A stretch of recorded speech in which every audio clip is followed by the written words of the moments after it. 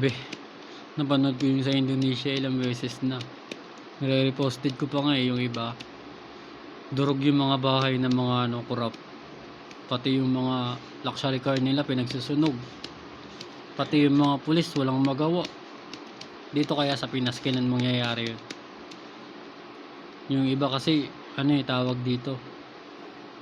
Wala, tameme lang sila. Pag alam na nilang kinukurap sila, dinadaan lang nila sa social media. Grabe, napanood ko yung sa Indonesia ilang beses na. Nire-reposted ko pa nga yung iba. Durog yung mga bahay ng mga korap. Pati yung mga luxury car nila pinagsusunog. Pati yung mga pulis walang magawa. Dito kaya sa Pinas kailan mangyayari yun? Yung iba kasi tawag dito.